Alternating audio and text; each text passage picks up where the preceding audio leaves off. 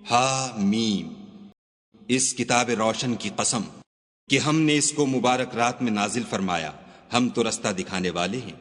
اسی رات میں تمام حکمت کے کام فیصل کیے جاتے ہیں، یعنی ہمارے ہاں سے حکم ہو کر بے شک ہم ہی پیغمبر کو بھیجتے ہیں۔ یہ تمہارے پروردگار کی رحمت ہے، وہ تو سننے والا جاننے والا ہے۔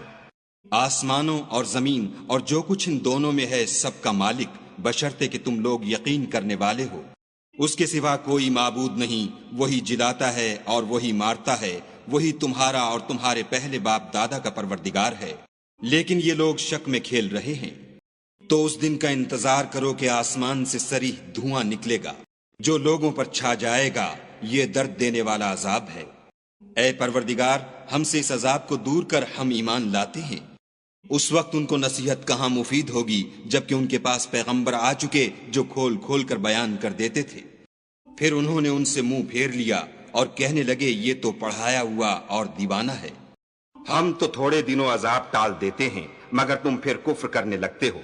جس دن ہم بڑی سخت پکڑ پکڑیں گے تو بے شک انتقام لے کر چھوڑیں گے۔ اور ان سے پہلے ہم نے قوم فرعون کی آزمائش کی اور ان کے پاس ایک عالی قدر پیغمبر آئے جنہوں نے یہ کہا کہ خدا کے بندوں یعنی بنی اسرائیل کو میرے حوالے کر دو، میں تمہارا امانت دار پیغمبر ہوں، اور خدا کے سامنے سرکشی نہ کرو، میں تمہارے پاس کھلی دلیل لے کر آیا ہوں، اور اس بات سے کہ تم مجھے سنگسار کرو، اپنے اور تمہارے پروردگار کی پناہ مانگتا ہوں، اور اگر مجھ پر ایمان نہیں لاتے تو مجھ سے الگ ہو جاؤ۔ تب موسیٰ نے اپنے پروردگار سے دعا کی کہ یہ نافرمان لوگ ہیں۔ خدا نے فرمایا کہ میرے بندوں کو راتوں رات لے کر چلے جاؤ، اور فرعونی ضرور تمہارا تعاقب کریں گے، اور دریا سے کہ خشک ہو رہا ہوگا پار ہو جاؤ، تمہارے بعد ان کا تمام لشکر ڈبو دیا جائے گا۔ وہ لوگ بہت سے باغ اور چشمے چھوڑ گئے، اور کھیتیاں اور نفیس مکان اور آرام کی چیزیں جن میں عیش کیا کرتے تھے۔ اسی طرح ہوا اور ہم نے دوسرے لوگوں کو ان کا مالک بنا دیا۔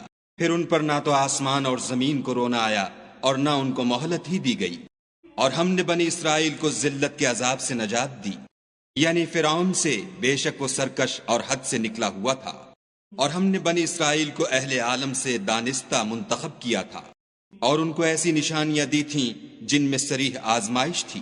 یہ لوگ یہ کہتے ہیں کہ ہمیں صرف پہلی دفعہ یعنی ایک بار مرنا ہے اور پھر اٹھنا نہیں، بس اگر تم سچے ہو تو ہمارے باپ دادا کو زندہ کر لاؤ۔ بھلا یہ اچھے ہیں یا تبا کی قوم، اور وہ لوگ جو تم سے پہلے ہو چکے ہیں، ہم نے ان سب کو ہلاک کر دیا، بے شک وہ گناہگار تھے۔ اور ہم نے آسمانوں اور زمین کو اور جو کچھ ان میں ہے ان کو کھیلتے ہوئے نہیں بنایا، ان کو ہم نے تدبیر سے پیدا کیا ہے، لیکن اکثر لوگ نہیں جانتے۔ کچھ شک نہیں کہ فیصلے کا دن ان سب کے اٹھنے کا وقت ہے، جس دن کوئی دوست کسی دوست کے کچھ کام نہ آئے گا اور نہ ان کو مدد ملے گی، مگر جس پر خدا مہربانی کرے وہ تو غالب اور مہربان ہے۔ بلا شبہ تھوہر کا درخت گناہگار کا کھانا ہے، جیسے پگھلا ہوا تانبا پیٹوں میں اس طرح کھولے گا جس طرح گرم پانی کھولتا ہے۔ حکم دیا جائے گا کہ اس کو پکڑ لو اور کھینچتے ہوئے دوزخ کے بیچوں بیچ لے جاؤ، پھر اس کے سر پر کھولتا ہوا پانی انڈیل دو کہ عذاب پر عذاب ہو۔ اب مزہ چکھ، تو بڑی عزت والا اور سردار ہے۔ یہ وہی دوزخ ہے جس میں تم لوگ شک کیا کرتے تھے۔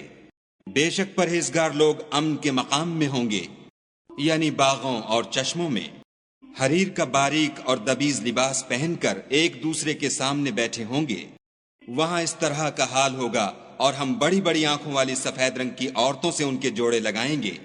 وہاں خاطر جمع سے ہر قسم کے میوے منگائیں گے اور کھائیں گے، اور پہلی دفعہ کے مرنے کے سوا کہ مر چکے تھے موت کا مزہ نہیں چکھیں گے، اور خدا ان کو دوزخ کے عذاب سے بچا لے گا۔